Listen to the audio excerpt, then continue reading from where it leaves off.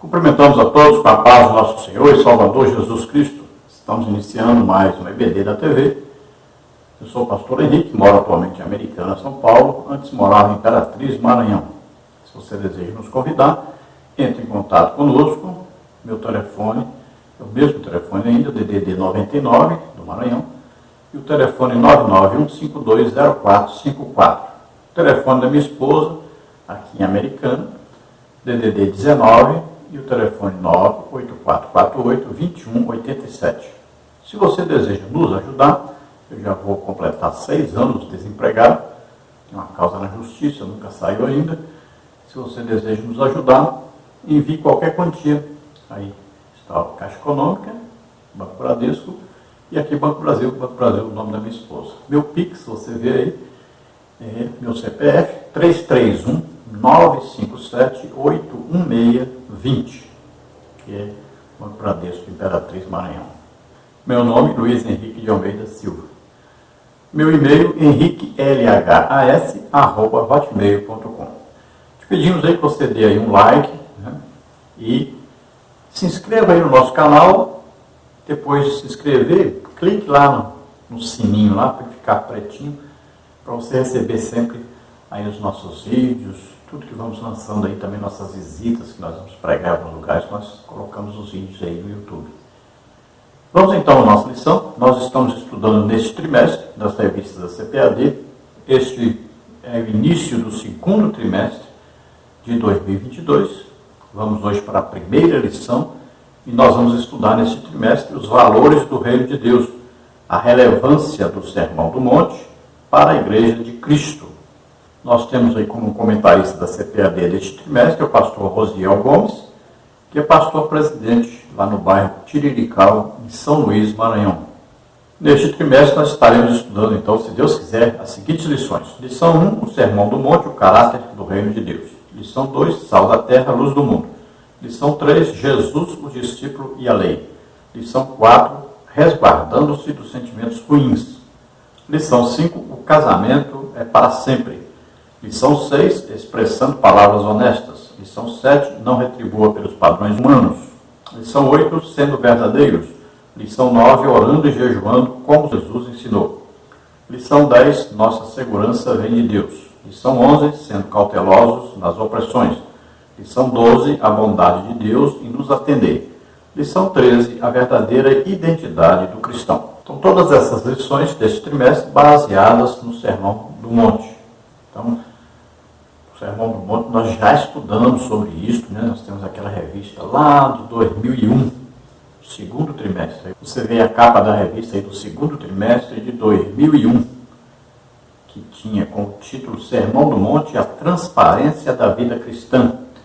Então, todas as lições deste trimestre são baseadas no Sermão do Monte, que é considerado aí, né, uma reunião, uma coletânea, uma síntese de tudo que Jesus ensinou. Então, em 3 capítulos, né, Mateus aí 5, 6 e 7, pelo que nós entendemos, então Jesus passou aí bastante tempo dando todos esses ensinos. Ele mesmo deu esse resumo. Não quer dizer que Mateus pegou todo o ministério de Jesus, todas as suas pregações e os ensinos e resumiu ele mesmo. Não. É Jesus mesmo que fez essa síntese aí, né, mostrando como é o reino de Deus. O que nós devemos praticar dentro desse reino de Deus, vivendo neste reino de Deus. A partir do momento que nos convertemos, passamos a pertencer a esse reino de Deus. Por enquanto, na terra. Futuramente e eternamente com Deus no céu. A nova Jerusalém, né? Nova terra, novos céus. Então temos a parte que é agora, temos a futura e temos a nossa vida cotidiana, né?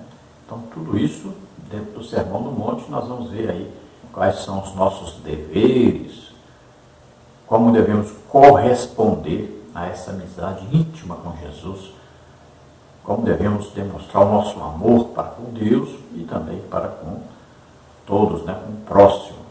E tudo isso nós obedecemos por amor a Jesus, porque estamos em Cristo. Não é como na lei, né? Não é obrigado a fazer uma coisa por religião, por querer comprar a salvação ou o favor de Deus, como era na lei. Na graça é diferente, né? Nós estamos no período da graça, então nós servimos por amor, porque nós amamos, temos prazer em obedecer, em servir a Deus. Então hoje estaremos estudando a lição número 1, que tem como título o Sermão do Monte, o caráter do Reino de Deus. No tópico 1 nós temos aí a estrutura do Sermão do Monte. Subtópico 1, por que Sermão do Monte? Subtópico 2, a estrutura do Sermão do Monte. Subtópico 3, a quem se destina o Sermão do Monte.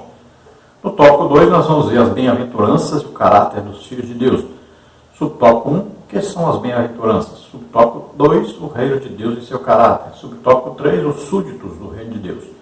No tópico 3 nós temos somos bem-aventurados. Subtópico 1, a beatitude da vida dos salvos. Subtópico 2, a prova de que o cristão é bem-aventurado. Então tudo isso estaremos vendo aí nesta lição, resumidamente, porque é muita coisa para a primeira lição. Né?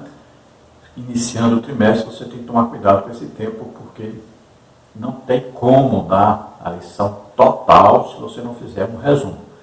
Vamos então ao texto-alvo, que diz assim: Bem-aventurados sois vós quando vos injuriarem e perseguirem, e mentindo disserem todo mal contra vós, por minha causa. Mateus 5:11. Então, bem-aventurado é mais do que feliz, né? Uma felicidade aqui espiritual. Então, nós devemos ficar alegres, felizes, espiritualmente, mesmo que nós sejamos aí perseguidos, mal falados, né? Caluniados, né? Falar aquela mentira contra a pessoa. Tudo isso é normal na vida de aquele que quer realmente servir a Deus. O apóstolo Paulo falou a Timóteo sobre isso, né? Quem quiser ter uma vida santa e irrepreensível diante de Deus vai passar por perseguições, né? Por todas as coisas que Jesus também passou. Então, perseguição, mentira, engano, calúnia, tudo isso é normal na vida daquele que quer realmente servir a Deus. E por incrível que pareça, os principais perseguidores daqueles que querem servir a Deus integralmente são exatamente aqueles que estão dentro da igreja.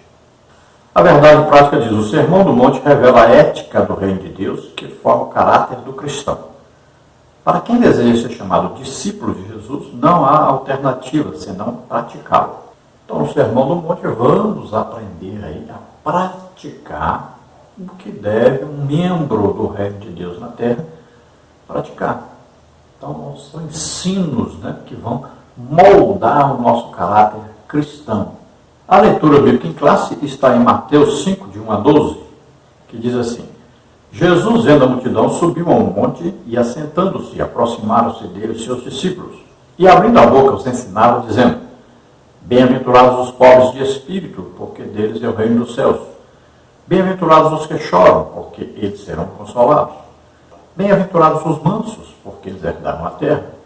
Bem-aventurados os que têm fome e sede de justiça, porque eles serão fartos. Bem-aventurados os misericordiosos, porque eles alcançarão misericórdia. Bem-aventurados os limpos de coração, porque eles verão a Deus. Bem-aventurados os pacificadores, porque eles serão chamados filhos de Deus. Bem-aventurados os que sofrem perseguição por causa da justiça, porque deles é o reino dos céus. Bem-aventurados sois vós quando vos injuriarem, perseguirem e mentindo disserem todo mal contra vós, por minha causa. Exultai e alegrai-vos, porque é grande o vosso galardão nos céus, porque assim perseguiram os profetas que foram antes de vós. Então vimos aí uma síntese, né, da bem-aventurança, de sermos mais do que felizes, como se diz felicidade aí humana, mas essa felicidade aqui é espiritual. É estar feliz, alegre. Olha, o reino de Deus não é comida nem bebida, mas paz, justiça e alegria no Espírito Santo. Então é uma alegria espiritual. A introdução diz assim: o tema deste trimestre é o Sermão do Monte, ou Sermão da Montanha, considerado a alma do Evangelho. O ensino que Jesus transmitiu no monte se destaca pela sua dimensão prática e revela a essência de um verdadeiro seguidor de Cristo. Ao longo do trimestre, veremos que o Sermão do Monte traz um ensinamento que, em primeiro instante, volta-se plenamente para Deus e, no outro, revela o lado ético do divino reino, amar ao próximo. Esses dois momentos perfazem os pilares da vida cristã, Mateus 22, 37 e 39. Assim, o Sermão do Monte é um convite para praticar o que Jesus ensinou. Então, vamos ver aí o ministério de Jesus. Jesus pregava, ensinava e curava a todos.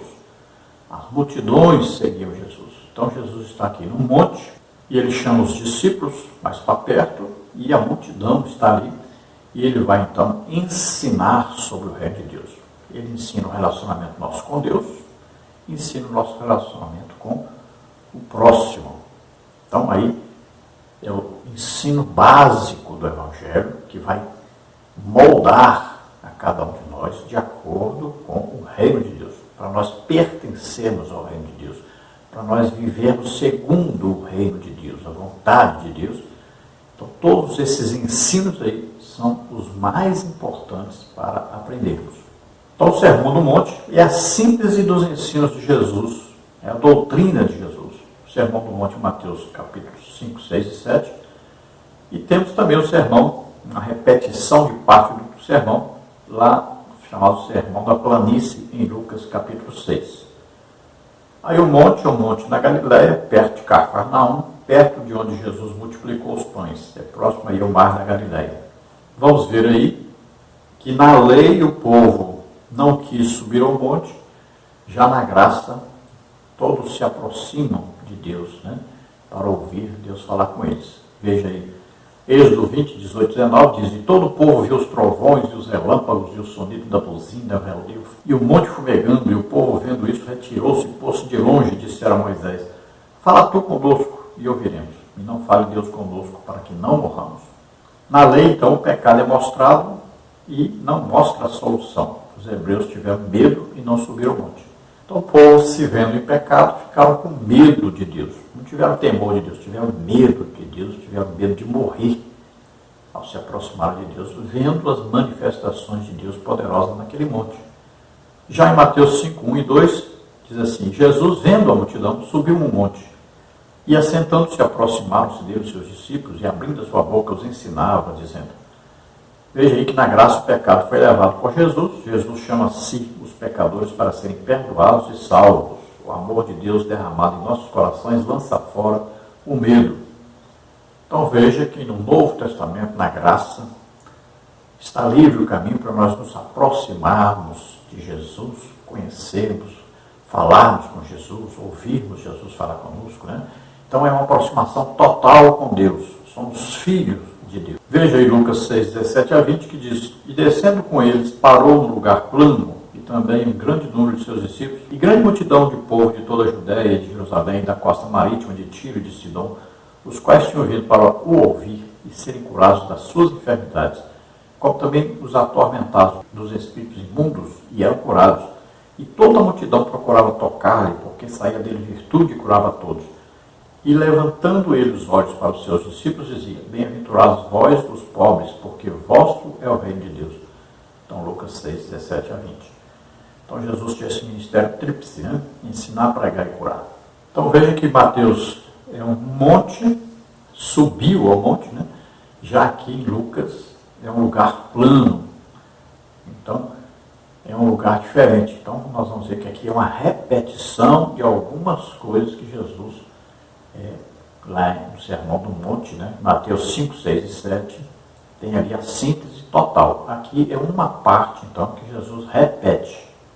Veja Hebreus 10, 19, que diz: tendo, pois, irmãos, ousadia para entrar no santuário, pelo sangue de Jesus, pelo novo e vivo caminho que ele nos consagrou, pelo véu, isto é, pela sua carne, e tendo um grande sacerdote sobre a casa de Deus, cheguemos com verdadeiro coração, certeza de fé, tendo os corações purificados da má consciência do seu corpo, e o corpo lavado com água limpa. Retenhamos firmes a confissão da nossa esperança, porque fiel o que prometeu. Consideremos uns aos outros para nos estimular à caridade e às boas obras, não deixando a nossa congregação como é o costume de alguns, antes admoestando-nos uns aos outros, e tanto mais quando vês que vai se aproximando daquele dia.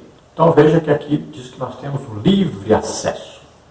Então nós podemos entrar em comunhão com Deus, nós Jesus disse, entra no teu quarto, fala em secreto com teu pai e ele vai te recompensar publicamente. Né? Então aqui nós podemos entrar realmente na presença de Deus a hora que quisermos.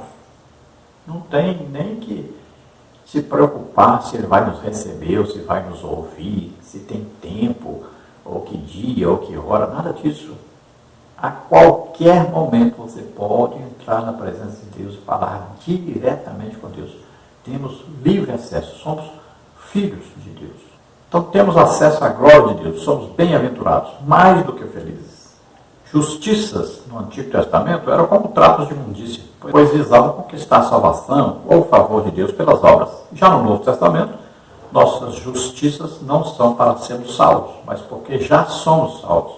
E nossas obras de salvos receberam galardão no tribunal de Cristo. Então veja, no Antigo Testamento as pessoas faziam obras para conquistar o favor de Deus ou quererem a salvação, perdão. Então eles faziam alguma coisa para merecer. No Novo Testamento é o tempo da graça. Jesus fez tudo o que era preciso fazer para que nós sejamos perdoados e salvos. Todo salvo pratica boa obra porque é salvo, porque o amor de Deus está derramado em nossos corações e Deus deseja realizar grandes e boas obras. E Ele usa a nós. Então nós nos colocamos à disposição dele para fazermos a sua obra. Sabendo que lá, aquelas obras, né, são chamadas na Bíblia então de trapos de imundícia, e no livro de Hebreus chama isso de obra morta. Então, obra praticada com o fim de receber o favor de Deus ou a salvação. Já no Novo Testamento, tempo da graça, né? Então, os salvos fazem boas obras. É normal na vida do salvo realizar boas obras. Então, ajudar pobres, necessitados, viúvas, órfãos, né? Visitar os presos, os doentes, né? Buscar os dons do Espírito Santo para ajudar as pessoas a serem curadas, libertas. Então, tudo isso são obras boas. Levar o Evangelho a todos, são obras boas, produzidas por salvos. Não é com o fim de ser salvo. Nós não estamos fazendo nada para sermos salvos ou para merecer alguma coisa de Deus. Fazemos porque já somos filhos de Deus. Então, estas obras terão galardão no tribunal de Cristo. No dia que chegarmos lá, receberemos galardão por todas as obras que nós realizamos como salvos. Outra coisa a frisar aí, olha, são 9 bem-aventuranças, assim como são 9 as qualidades do fruto do Espírito, assim como são 9 os dons do Espírito Santo. Então veja que está tudo interligado aí, né? Olha aí, bem-aventuranças, aí fruto do Espírito com as suas 9 qualidades, os 9 aspectos, e os 9 dons do Espírito Santo. Tudo o quê? Uma operação conjunta aí, né? Pai, Filho e Espírito Santo, para que nós possamos fazer uma grande obra para Deus. Vamos ver também algumas coisas aí, falando sobre o reino de Deus, que é importante nós sabermos. Um resumo rápido aí, veja bem. E disse outra vez, a quem compararei o reino de Deus? É semelhante ao fermento que uma mulher tomando, escondeu em 3 medidas de farinha, até que tudo levedou. Então veja que o reino de Deus, nós vamos pregar o Evangelho, muitas pessoas vão se converter, então vai crescer, multiplicar. Então nós vamos pregando o Evangelho, nós vamos tirando as pessoas do reino de Satanás e colocando no reino de Deus. Porque o reino de Deus não consiste em palavras, mas em poder. 1 Coríntios 4:20. Então Paulo diz que não são palavras, né, bonitas, aquelas coisas que as pessoas hoje usam aí, longas orações, muito bonitas. Então, não é isso. É poder de Deus. Aquele que tem realmente fé em Deus, ele não fica fazendo longas orações. Não, a oração dele é curta, simples. Não é pelo muito falar que nós vamos ser ouvidos. É fé. O que funciona com Deus é fé. Acredite que Deus está te ouvindo. Acredite que Deus lhe deu poder para orar para as pessoas, a serem curadas, a serem libertas. Não é pelo muito falar, não. É pela fé. E dizia, ao que assemelharemos o reino de Deus? Ou com que parábola o representaremos? É como um grão de mostarda, que quando se semeia na terra, é a menor de todas as sementes que há na terra, mas tendo sido semeado, cresce, face a maior de todas as hortaliças, e cria grandes ramos de tal maneira que as aves do céu podem aninhar-se debaixo de sua sombra. Marcos 4, 30, 32. Então veja que vamos pregando, né? As igrejas são abertas, daqui a pouco a igreja está cheia, essa igreja já começa a abrir outras igrejas e vai crescendo. Assim é o reino de Deus. Está sempre prosperando, sempre ganhando mais e mais almas, sempre sendo usados para expulsar demônios, curar enfermos, pregar o evangelho em toda parte, a toda criatura. Então o evangelho é assim, sempre crescendo, sempre fortalecido pelo Espírito Santo. Interrogado pelos fariseus sobre quando havia de vir o reino de Deus, respondeu-lhes e disse: o reino de Deus não vem com aparência exterior, nem dirão, ei-lo aqui ou ei-lo ali, porque eis que o reino de Deus está entre vós. Então aqui, quando Jesus está ensinando sobre o reino de Deus, ele diz: olha, o reino de Deus não vem com aparência exterior. Vocês têm que olhar dentro de vocês e tem que ser transformado de dentro para fora. Então lá de fora vai aparecer o que está dentro. Hoje, infelizmente, nós temos olhado aí para certos crentes, né, que não tem como você dizer que o reino de Deus está nele, porque ele não aparece lá de fora. Aparece outra coisa, aparece lá de fora o mundo, as coisas de Satanás, não de Deus. Então o reino de Deus é assim, ele começa lá dentro, vai transformando por dentro, vai santificando o crente, vai fortalecendo espiritualmente, ele vai ficando cheio do Espírito Santo. Tem muita gente que confunde cheio do Espírito Santo, aquela pessoa que anda gritando, chorando, está esperneando, dançando, pulando, pensa que esse que está cheio do Espírito Santo. Não é isso que nós estamos falando. Nós estamos falando do fruto, é o resultado da vida desse cristão. Então o cristão ganha almas, o cristão ora, as pessoas são libertas, né? Os demônios saem. O cristão ora, as pessoas são curadas, são transformadas, se convertem. É isso. Então, pelos frutos, né, os conhecereis, ou seja, pelos resultados dessa vida cristã. Tem que produzir, o cristão produz no reino de Deus. E no caso de Jesus, Jesus mesmo estava ali. Ele era o máximo representante do reino de Deus, era Deus mesmo. E eles não conseguiram ver o reino de Deus dele. Mas se eu expulso os demônios pelo Espírito de Deus, consequentemente chegado a vós o reino de Deus. Mateus 12, 28. Então Jesus está dizendo bem claro, ele está expulsando demônios, libertando as pessoas. Isso é mostra do reino de Deus na pessoa. E curai os enfermos que nela houver, e dizeis, é chegado a vós o reino de Deus. Lucas 10, 9. Então veja, curar os enfermos indica reino de Deus na pessoa. Porque o reino de Deus não é comida nem bebida, mas justiça e paz e alegria no Espírito Santo. Romanos 14, 17. Então tem muita gente confundindo, tem muita gente impedindo as pessoas de entrar no reino de Deus por causa de comida, de bebida. O reino de Deus não é comida nem bebida. Olha aí, paz, justiça e alegria no Espírito Santo. É alegria espiritual, nessa de está rindo e está não sei o quê. Não. É alegria dentro, alegria, presença de Deus, felicidade, união com Deus. É mais fácil passar um camelo pelo fundo de uma agulha do que entrar um rico no reino de Deus. Então veja que a riqueza pode impedir, né, o amor ao dinheiro, a riqueza pode impedir o crente de entrar no reino de Deus. Mas Jesus, chamando-os para si, disse: deixai vir a mim os pequeninos, não os impeçais, porque dos tais é o reino de Deus. Então, Jesus chama a atenção, quem não for com uma criança não pode entrar no reino de Deus. Criança é o quê? Curioso, está sempre perguntando, né? Então você também esteja lendo a Bíblia, querendo aprender, sempre querendo crescer, e sempre tendo uma consciência pura diante de Deus e dos homens. Veja que em Apocalipse também tem as bem-aventuranças do Apocalipse. Bem-aventurado aqueles que leem e aqueles que ouvem as palavras da profecia e guardam as coisas que nelas estão escritas, pois o tempo está próximo. Apocalipse 1:3. Bem-aventurados os mortos, que desde agora morrem no Senhor. Apocalipse 14:13. Bem-aventurado aquele que vigia e guarda suas vestes, para que não ande nu e não se veja a sua vergonha. Apocalipse 16:15. Bem-aventurados aqueles que são chamados à ceia das bodas do Cordeiro. Apocalipse 19:9.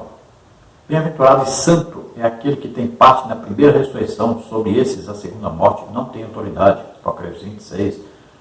Bem-aventurado aquele que guarda as palavras da profecia desse livro. Apocalipse 22:7. Bem-aventurados aqueles que lavam suas vestiduras no sangue do Cordeiro, para que lhes assista o direito à árvore da vida e entrem na cidade pelas portas. Apocalipse 22:14. Aí colocamos umas tabelas aí para você também. Tudo isso pertence ao Sermão do Monte, que nós vamos estudar mais detalhadamente depois. Veja, a lei em relação aos homens, impossível de ser cumprida totalmente, os judeus valorizavam os sinais exteriores dos homens como sendo a aprovação de Deus, tornou-se vazia de significados pelos pecados dos homens. Lei em relação a Cristo foi cumprida totalmente. Ele valorizou os ensinos morais aplicados no coração dos homens, não apenas no exterior. Tem um novo sentido no coração transformado. Veja estratégias da dependência, né? Pedir, buscar, bater, resultados da dependência de Deus, receber, achar, abrir, propósitos da dependência de Deus, submissão à vontade de Deus, experimentar a vontade de Deus, reconhecer a paternidade de Deus, lições acerca da dependência de Deus, olha, o amor paternal, a dedicação paternal, a bondade paternal. Vamos ver agora, grupo A, aí, ética enganosa. O que tem na ética enganosa? Hipocrisia, falsa aparência, falsa religiosidade, falsa santidade, astúcia, perversão, opressão, desamor, negligência, heresias. Veja agora a ética verdadeira, boa procedência, qualidade dos resultados, vida cristã transparente, compromisso com a verdade. Vamos ver aí o julgamento temerário, advertências de Jesus, não julgueis, cuidado com a medida do juízo, reparar no argueiro do olho do nosso irmão. Vejam as consequências, ser julgado também, a mesma medida usada contra nós, esquecer a trave que está no nosso olho. E veja aí no Sermão do Monte também, falando que oferta agrada realmente a Deus. Então, aqui é dada de coração, sem fins políticos, forma de adorar a Deus. Qual a melhor forma de orar ao Senhor? Em secreto, né? Não visa o exterior, não é um ritual vazio. Qual é a forma correta de jejuar? Em secreto, não entra autoglorificação, é um ato de entrega pessoal. Isto então é só um resumo rápido aí, né? Nós vamos então encerrar essa primeira parte dos vídeos, vamos passar depois a segunda parte. No fim de semana, quinta-feira, por aí nós fazemos um resumo geral, fazemos um vídeo só de tudo isso que estamos estudando agora. Então, vamos então encerrar essa primeira parte e passaremos a segunda parte no próximo vídeo. E lembre-se, são 3 partes e na quinta-feira a gente junta tudo numa parte só. Os ensinos escritos você encontra no nosso blog e também os slides estão no nosso blog. Se você quer participar de um dos nossos grupos, entre em contato conosco. Nosso WhatsApp é o telefone aí, 99951520454. E lá nós disponibilizamos para você, além dos estudos escritos, os vídeos, também o PowerPoint, para você usar aí um projetor, né, um data show para ministrar sua aula. Vamos então ao segundo vídeo. Lembrando que nós fazemos 3 vídeos e no final juntamos tudo na quinta-feira, um vídeo só. Todos os slides, as figuras ilustrativas que usamos aqui, você pode pegar gratuitamente no nosso blog ou então nos nossos grupos, né? Nós passamos depois no PowerPoint. Se você deseja entrar nos nossos grupos, entre em contato conosco pelo WhatsApp aí, 99951520454 ou então pelo Telegram. Então nós passamos a lição escrita, em vídeo, também os slides. Dê aí um joinha aí, se inscreva aí no nosso canal e ative o sininho aí para ficar pretinho aí para você receber todas as nossas notificações, os nossos vídeos, tá bom? Vamos então aí ao tópico 1 da lição, a estrutura do Sermão do Monte. Subtópico 1, por que Sermão do Monte? A introdução no capítulo 5 de Mateus, os 2 primeiros versículos, anuncia o título do Sermão do Monte. De acordo com Mateus 8, 1 e 5 e Lucas 7, 1, é admissível que esse monte estivesse perto de Cafarnaum. Geograficamente, diz que ele estava situado a 6,5 quilômetros a oeste do Mar da Galileia e 13 quilômetros a sudeste de Cafarnaum. No Monte do Sermão, Nosso Senhor se assentou e ensinou os seus discípulos. Então você veja aí a figura que nós colocamos, né? A igreja das Bem-aventuranças, foi construída uma igreja aí no Monte das Bem-aventuranças. Mateus 5, Jesus, vendo a multidão, subiu a um monte e, assentando-se, aproximaram-se dele os seus discípulos, né? E a multidão chegou também. Então é por isso que é chamado de Sermão do Monte, porque ele estava no monte. Aí fica pertinho de Cafarnaum, né? Aí também é perto do lugar onde Jesus multiplicou os pães e peixes, perto de Itabigá. Então você veja aí que as pessoas vão hoje visitar esse monte aí. Então dá aí aproximadamente 13 quilômetros para Cafarnaum. bem pertinho aí do Mar da Galileia, ou Mar de Genezaré. Então você vê a explicação. Por que Sermão do Monte? Então, porque foi pregado aí nesse monte. Vamos ao subtópico 2, a estrutura do Sermão do Monte. Para alguns estudiosos, o Sermão do Monte se fundamenta na narrativa que começa em Mateus 1, 4 a 16. O desdobramento dela envolve a genealogia de Jesus e os 7 cumprimentos proféticos que aparecem nesse evangelho. Emanuel, nascimento em Belém, o chamado do Egito, o choro de Raquel, o chamado de Nazareno, João Batista, uma voz no deserto, uma grande luz. Assim, toda essa estrutura precede os 5 grandes discursos do Sermão do Monte. As bem-aventuranças, sal e luz, Jesus é o cumprimento da lei, os atos de justiça, declarações de sabedoria. Como desdobramento da narrativa messiânica do evangelista Mateus, o Sermão do Monte deve ser compreendido e valorizado a partir da autoridade messiânica de Jesus para chamar pessoas a viver uma vida nova no reino de Deus. Então você veja um resumo, né, do Evangelho de Mateus, do início do Evangelho de Mateus. Jesus, então, aí vai ser revelado, né, como o rei, como descendente do rei Davi, vai ser revelado aí como o Messias, o Emanuel. Então vai se mostrar aí, né, na matança das crianças, tudo isso, cumprimento da palavra de Deus. Então Mateus mostra que Jesus é o Messias e é descendente do rei Davi. Depois vem o Sermão do Monte, onde Mateus vai mostrar então os ensinos de Jesus a respeito do reino de Deus, daqueles que vão viver uma vida nova com Deus. Então começa aí com as bem-aventuranças, depois vai falar de sal e luz, né, o crente como luz, né, sal da terra, luz do mundo. Depois vai falar de Jesus sendo o cumprimento da lei. Depois fala dos atos de justiça, agora do crente, né, não os atos de justiça do Antigo Testamento, né, que eram obras mortas, mas agora do crente, obras de salvação. São obras daquele que já é salvo, daquele que pratica normalmente aquilo que Deus deseja praticar. Depois vamos ver declarações de sabedoria, de como o crente ser sábio diante do mundo, né? Pregando o Evangelho, levando o Evangelho a todos. Mateus então termina aí falando, nessa coletânea de ensinos de Jesus, falando sobre a vinda de Jesus para nos levar a estarmos para sempre com Ele. Agora no subtópico 3, a quem se destina o Sermão do Monte? Os ensinos do Sermão do Monte podem ser considerados princípios esboçados por Cristo, que revelam a verdadeira característica do seu reino messiânico. A princípio, podemos dizer que o Sermão do Monte foi direcionado aos discípulos, Lucas 6,20, mas também a boa parte da multidão que o ouvia, Mateus 7,28, Lucas 6,17. Portanto, o Sermão do Monte é destinado a todo crente que nasceu de novo, 2 Coríntios 5,17. Esses ensinos de Jesus no monte, então veja só, está demonstrando que ele é o Messias, que ele é o Cristo, né? Que ele está representando realmente Deus ali e que ele é Deus. Agora, esses ensinos de Jesus vão revelar a vida daquele que pertence a Deus, daquele que se converteu. Então, uma nova vida com Deus agora. Então Jesus começa falando com os discípulos, né, que estão próximos. Sempre Jesus colocava os discípulos mais próximos. Por quê? Porque senão ele não conseguiria falar. As pessoas todas chegavam querendo curas, né? Então veja que lá em Lucas, né, capítulo 6, vai falar que Jesus estava ali curando multidões de pessoas quando ele falou uma parte desse mesmo sermão. Então aqui também as pessoas procuravam. Quem é que não quer? Pão de graça, né? Peixe de graça, cura de graça.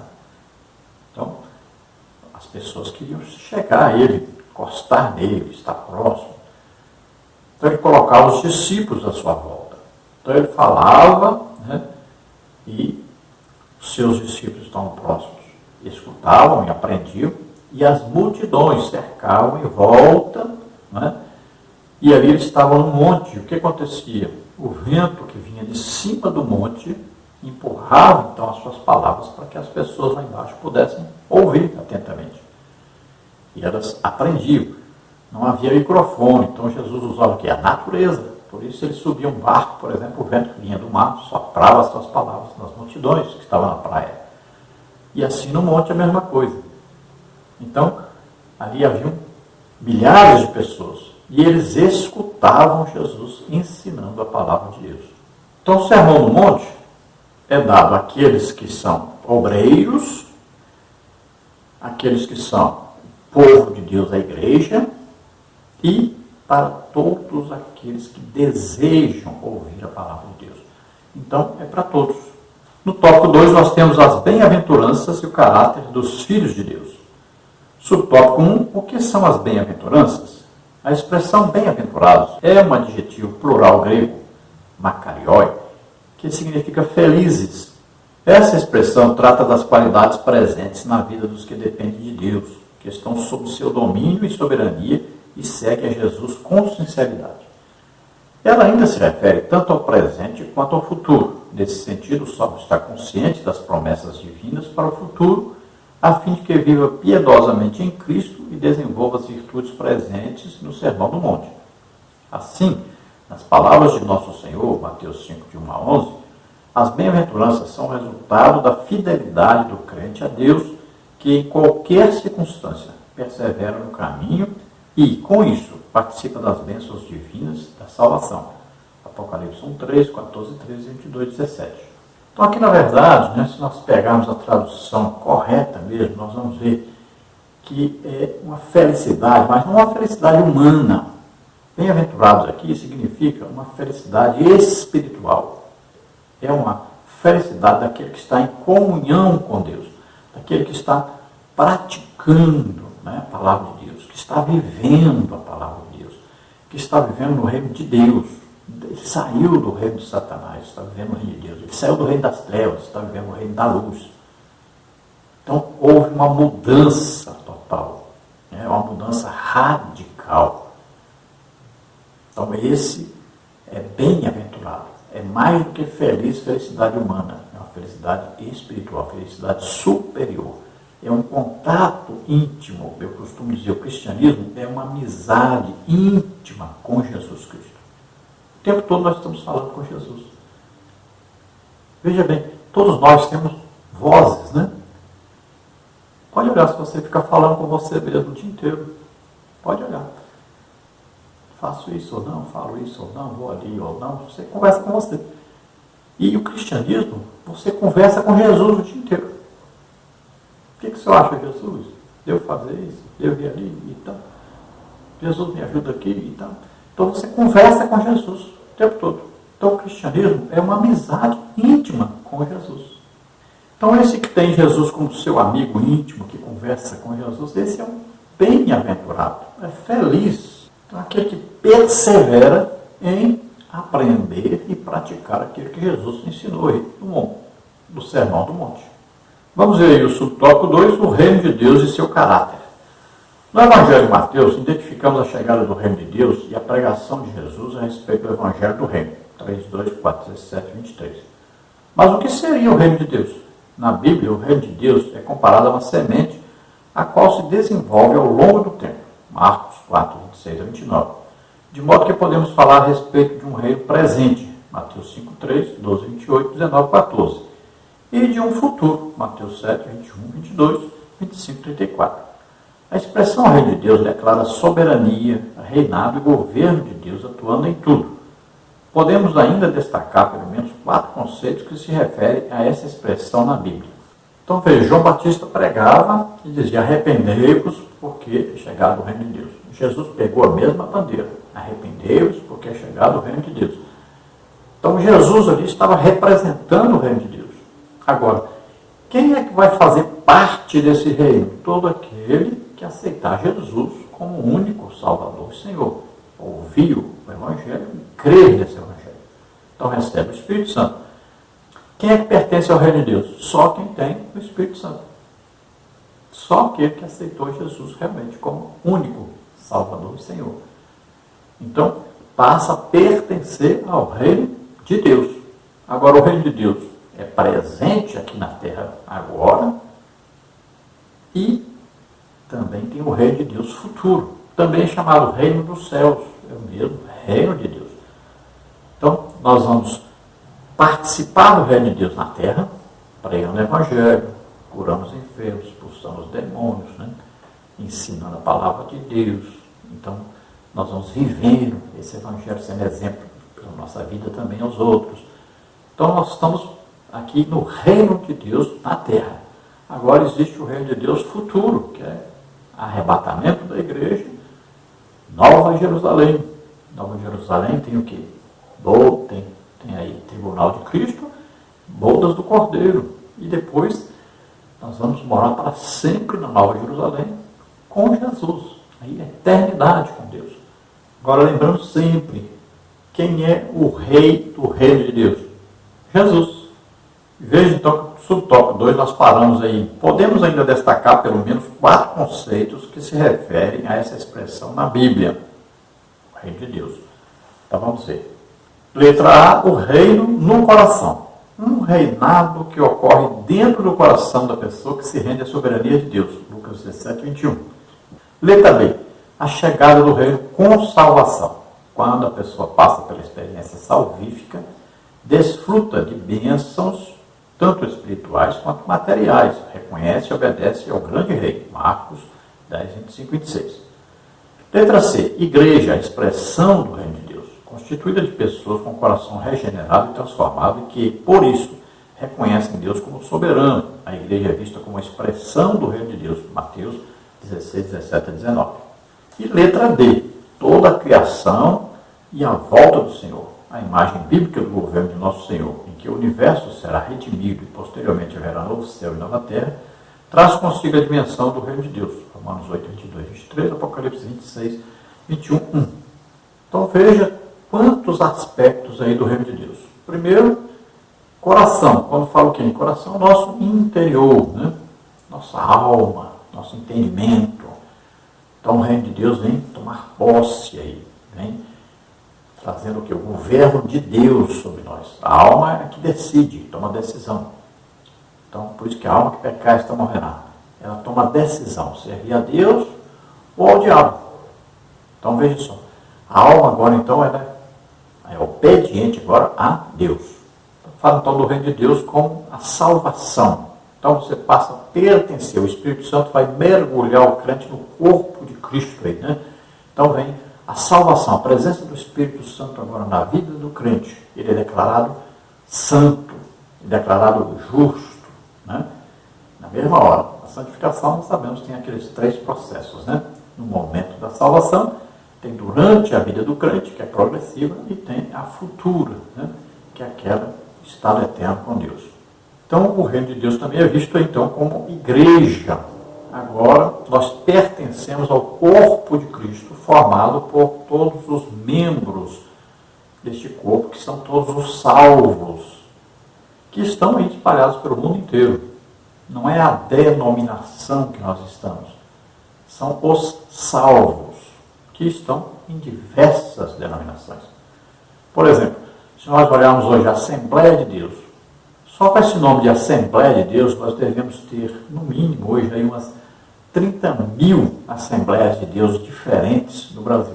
Com o mesmo nome, Assembleia de Deus. Assembleia de Deus, celebrando o Rei, Ministério de Deus, Glória, Assembleia de Deus, Madureira, Assembleia de Deus, Missões, e vai por aí fora. Então, são milhares. Né? Agora, veja bem, tem aí outras denominações. Então, juntando tudo isso aí, todos os salvos formam o corpo de Cristo na terra, que é a igreja de Jesus Cristo, que representam Jesus Cristo na terra, representam o reino de Deus na terra. E tem o outro aspecto, que é o aspecto futuro, então, que é o quê? O arrebatamento da igreja, né? Todos os salvos sobem. Tem aqueles que vão se converter durante a grande tribulação, haverá aí 144 mil pregadores judeus, e vem as 2 testemunhas por aí também.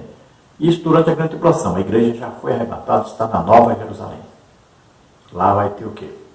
Tribunal de Cristo, bodas do Cordeiro. No final da grande tribulação, Jesus vem com a igreja. Ele já levou a igreja no arrebatamento. Agora ele vem com a igreja, como Judas disse, né? Vem com a igreja agora. Então, ele vem em vitória, ele vem como vencedor. No final da grande tribulação, aí haverá aquela luta ali, né? Jesus destrói os exércitos inimigos em Megido e vai ter aquele juízo, né? Bodes e ovelhas. Então, aqueles bodes que perseguiam Israel, que não queriam Deus, são destruídos, aí morrem. Jesus vai começar agora o milênio, agora 1000 anos governando a terra. A igreja é um corpo espiritual, não é um corpo humano mais físico, como antigamente. Agora já foram arrebatados. Então, ajudarão Jesus, mas agora morando na Nova Jerusalém, que fica acima da Jerusalém terrestre. Veja bem, esta é a igreja, o corpo espiritual, para sempre. Nunca mais volta a ser humano normalmente, como era antes. E na terra estarão todos os povos que sobraram do juízo do tribunal ali, do bodes e ovelhas. Então, todos que foram declarados como ovelhas, que querem ser governados por Jesus, serão governados por Jesus durante 1000 anos vivendo na terra. No final do milênio, então, vai haver o quê? Um trono branco, o julgamento final. Todos que morreram sem Jesus, sem salvação, estarão ali sendo condenados ao lago de fogo e enxofre. Todos aqueles que se converteram, que se submeteram ao governo de Jesus Cristo, estarão para sempre na nova terra, novos céus. Lago de fogo e enxofre, quem inaugurou? Foi o anticristo e o falso profeta. Foram os primeiros a ser lançados lá. Agora, Satanás, que durante o milênio ficou 1000 anos preso, e no final do milênio quis se levantar contra Jesus, Jesus o destruiu, ele vai ser lançado no lago de fogo e enxofre também. E todos que viveram na terra, que não quiseram Jesus, também serão lançados no lago de fogo e enxofre. Então tudo isso fala do reino de Deus. Agora o reino de Deus futuro, que é todos os salvos reunidos, nova terra, novo céu. Nós estaremos a igreja morando na Nova Jerusalém. Agora vamos ao subtópico 3, os súditos do reino de Deus. A primeira seção do Sermão do Monte, 5, 1 a 12, destaca 8 qualidades que formam o caráter dos súditos do reino de Deus.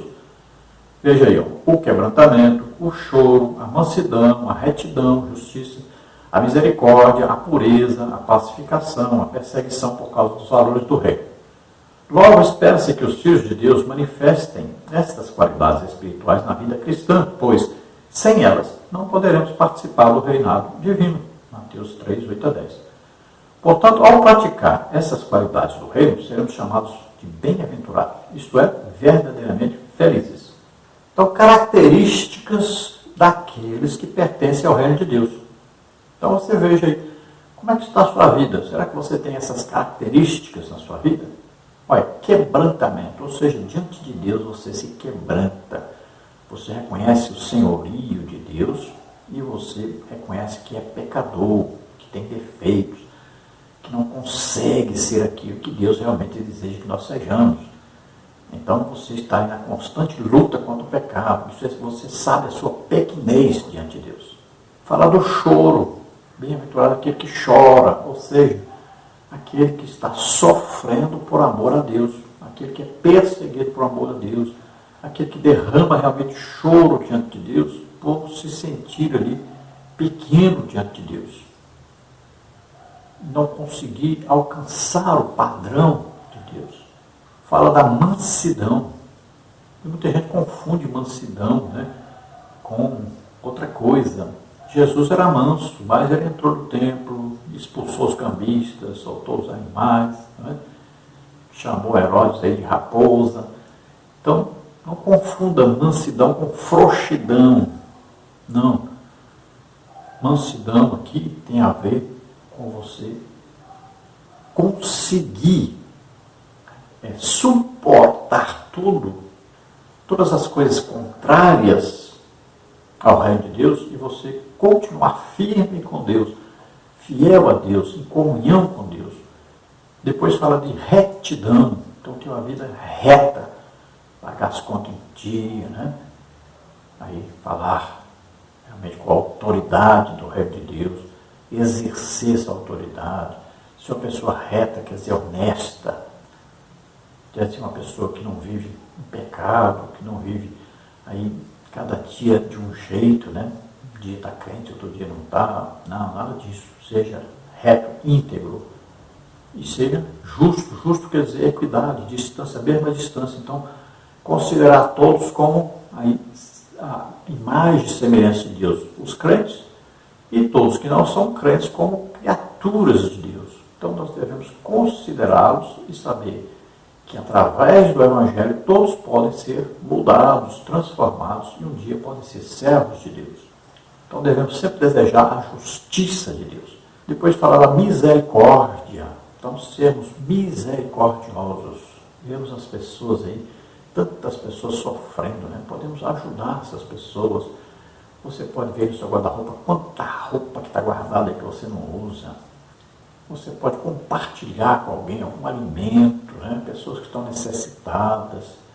Você pode visitar os presos, os doentes.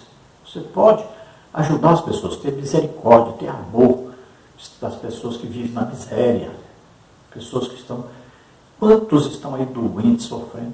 Ajude, visite, ajude essas pessoas. Fala também da pureza, né? Fala da santidade, santificação. Então devemos insistir nisso, sermos santos, unidos a Deus, consagrados a Deus, dar nossa vida para Deus, fazemos de tudo para ganharmos as almas. Fala da pacificação, então nós não vamos dividir, não vamos aí criar um atrito que divida a igreja ou divida as pessoas, mas sempre levando a união, a pacificação, levando sempre o bem comum, o objetivo comum. Qual o objetivo da igreja? Ganhar almas. Sempre o objetivo da igreja é ganhar almas. Então você trabalhe nesse sentido, faça tudo para que os outros também enxerguem esse objetivo, ganhar almas. E também falei da perseguição por causa do Evangelho, por causa de seguir a Deus. Então devemos suportar essas perseguições e sabemos que sempre elas haverão, sempre vai existir isso. Tanto daqueles que são descrentes, quanto daqueles que são crentes. Aquele que quer viver piamente, ou seja, em santificação, em obediência a Deus, sempre vai ser perseguido. Já gravamos então as duas partes, agora vamos para a última parte. Lembrando a você de dar aí um like, né, um joinha aí, se inscrever aí no nosso canal e vai lá no sininho, né, clica lá para ficar pretinho, para você receber sempre os novos vídeos, né, as coisas que vamos passando aí no canal. Também divulgue isso, passe para os outros esse vídeo aí, né, o link aí, passe para os outros. Divulgue isso, compartilhe com outras pessoas. Você estará ajudando as pessoas e também nos ajudando a divulgar o nosso trabalho. Também lembramos a você que todos os slides, as figuras ilustrativas que nós usamos aqui estão no nosso blog e nós passamos também PowerPoint lá nos nossos grupos do WhatsApp. Temos também no Telegram. Então você entra aí no nosso telefone 991520454. Então entre em contato conosco, nós colocaremos você em um desses grupos e você receberá o nosso material. Vídeo, a lição escrita e o PowerPoint aí, os slides, né? Então vamos continuar com a nossa lição. Tópico 3 agora, somos bem-aventurados. Subtópico 1, a beatitude na vida dos salvos. Salvo em Cristo, o seguidor de Jesus vive a beatitude, isto é, estado permanente de perfeita satisfação e plenitude, estado de felicidade e serenidade, do Sermão do Monte de maneira bem-aventurada.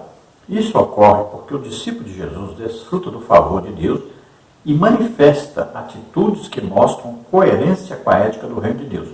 Humildade, mansidão, retidão, misericórdia, pureza, pacificação, disposição para o perdão. Mateus 5, 1 a 12. É possível todo crente agir por meio dessas atitudes, pois quem passou pela experiência da salvação é transformado interiormente pela palavra de Deus. Hebreus 4, 12.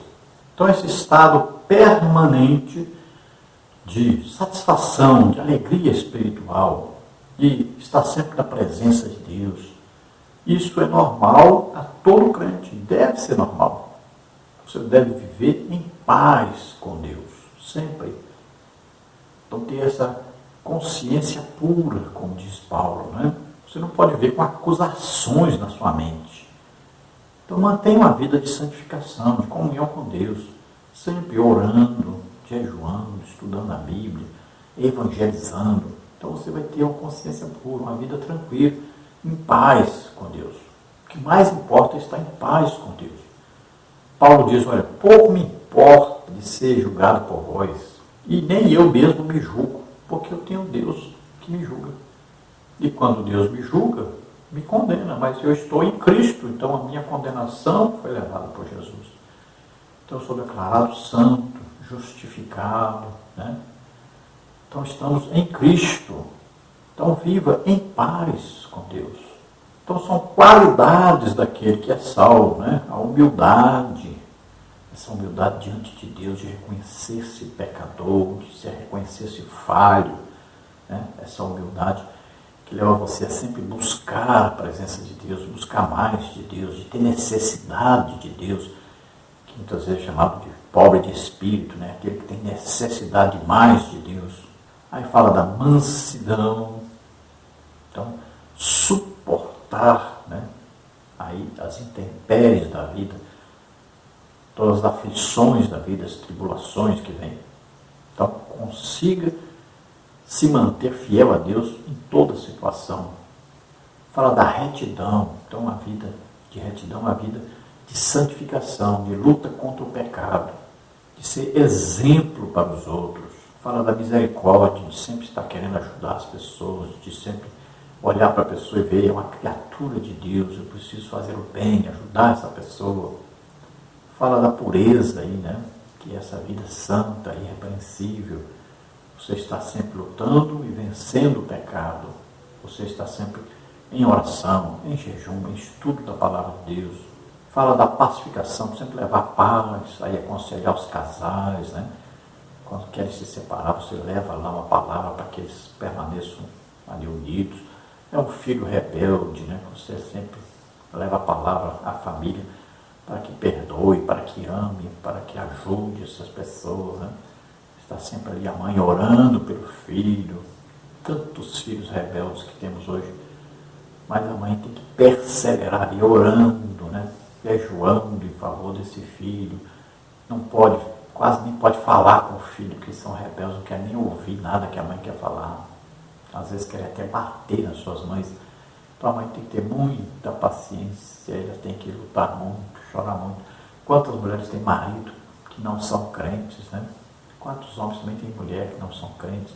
Então é uma luta muito grande, mas temos que perseverar, temos que estar orando, confiando que Deus vai agir. E temos que ter essa disposição sempre de perdoar. O perdão é muito importante. Nós devemos exercer o perdão aí 24 horas por dia, todos os dias da nossa vida. Sempre vamos ter que exercer o perdão. No subtópico 2 nós temos aí a prova de que o cristão é bem-aventurado. O cristão que pratica as 8 beatitudes do Sermão do Monte domina o eu carnal, vive em Cristo, entra numa nova dimensão espiritual e vive a bondade de Deus. Gálatas 2:20, Filipenses 3:7-8, Romanos 12:2. Assim, no Sermão do Monte, Jesus Cristo ensina que a verdadeira felicidade nada tem a ver com o que o homem moderno deseja, dinheiro, ambição e poder. A felicidade bíblica se revela em quem ama o seu inimigo, bendiz o que maldiz, faz o bem ao que o odeia e ora pelos que o maltratam e perseguem. Mateus 5:44. Então, na maioria das vezes, o reino de Deus é o contrário do reino humano. Olha, no reino humano, bem-aventurados os que riem. No reino de Deus, os que choram. Olha, no reino humano, bem-aventurados aqueles que perseguem os outros, né? O reino de Deus é quem é perseguido. Olha aí, no reino da terra, no reino dos homens, aquele que entra em juízo tem dinheiro para pagar, né? Para subornar o juiz, né? Para mudar aí os juízos e tal. Bem-aventurado é esse aí. No reino de Deus é o contrário. É aquele que é injustiçado, perseguido, aquele que é maltratado. Veja bem, no reino humano, aquele que paga aí as mídias para falar bem dele, é que é o bem-aventurado. Pois no reino dos céus é o contrário. É aquele que é mal falado. Veja só, é aquele que é perseguido mesmo. É aquele que é injuriado. É aquele que é caluniado. Esses aí, para Deus, aqui são os bem-aventurados, os felizes, porque é felicidade espiritual. Começa a pensar diferente. Talvez você está encarando aí a sua vida como se fosse uma vida ruim, como se fosse uma vida infeliz. E na verdade é uma vida boa, uma vida feliz, porque você tem Deus na sua vida. Então você está sendo feliz. Reconheça isso, agradeça a Deus todos os dias. Se você está com Deus, você fala com Deus todo dia. Você pode ler a Bíblia todo dia, você pode orar todo dia, você pode jejuar, você pode congregar, você pode evangelizar. Isso é a felicidade real. Então lá no mundo se ensina a odiar o inimigo. Jesus diz que nós devemos amar os inimigos, orar por eles, abençoar os inimigos. Vamos à conclusão da lição. O Sermão do Monte é a base ética do reino de Deus. Nele constatamos o lado divino de uma atitude amorosa do cristão para com Deus, bem como para com o próximo. Se cada crente fizesse do Sermão do Monte o seu norte ético de vida, as polêmicas não teriam lugar entre nós. Não haveria espaço para meras opiniões intelectivas, visto que o propósito desse sermão é que cada crente seja como Deus quer que ele seja. Então o Sermão do Monte é a base para a nossa vida cristã. Aí nós vamos ler, estudar sobre isso e vamos colocar em prática na nossa vida. Nós temos visto quantos cristãos, perseguindo os outros cristãos. Nós temos visto até pessoas que se destacam aí na sociedade, nas mídias, muitas vezes são até autoridades grandes dentro da igreja e que andam perseguindo os crentes, principalmente aqueles que servem a Deus. Hoje existe uma grande perseguição àqueles que Deus escolhe, que lhes dá ministério sobrenatural. São perseguidos por pessoas dentro da igreja que são líderes dentro da igreja. Isso é um absurdo. Nós temos 5 ministérios. A igreja precisa reconhecer os ministérios e precisa apoiar os ministérios e não perseguir os ministérios. Então nós temos na igreja, a Igreja de Jesus Cristo, Efésios 4:11, são 5 ministérios e nós temos que dar total apoio aos ministérios e não perseguirmos e não atrapalharmos a operação de Deus na igreja. Então tomemos cuidado com isso. Está acontecendo muito na igreja hoje. E muitas vezes essa perseguição vem da própria pessoa que está ensinando que isso é errado. Veja só. Então, tomemos cuidado com o rumo que nós estamos dando à igreja. A igreja precisa ser cheia do Espírito Santo. A igreja precisa aprender a imitar Jesus. Pregar, ensinar e curar a todos. Então, o ministério de Jesus é tríplice e nós temos que imitar. Então, nós vamos pegar o Sermão do Monte e colocarmos em prática na nossa vida. Cada um individualmente, pensar nisso e praticar isso. Vamos orar agora. Se você que está ouvindo a palavra de Deus, deseja entregar sua vida para Deus, deseja agora aceitar Jesus como único Salvador, Senhor da sua vida, então você crê que Deus enviou seu Filho Jesus Cristo, ele veio à terra, nasceu como homem, viveu como homem, tomou sobre ele os nossos pecados, doenças, enfermidades, maldições, morreu em nosso lugar na cruz e ressuscitou. Você crê nisso? Então você é salvo agora. Você recebe agora o Espírito Santo. Vamos orar. Pai querido, em nome de Jesus, vem sobre essas vidas que se chegam a Ti, arrependidos dos seus pecados, que agora aceitam Jesus Cristo como único Salvador, Senhor. Creem que Jesus veio como homem na terra, viveu como homem, levou sobre ele os nossos pecados, doenças, enfermidades, maldições. E ele foi pregado na cruz em nosso lugar e ele ressuscitou no terceiro dia. Pai, toma essas vidas em Tuas mãos, enche-os do Espírito Santo, usa-os poderosamente nas Tuas mãos. Em nome de Jesus, aqueles que estão doentes, estão enfermos agora, em nome de Jesus sejam curados. Toca neles, Senhor, em nome de Jesus. Solta agora toda doença, toda enfermidade. Solta essas vidas, em nome de Jesus. Amém? Glória a Deus.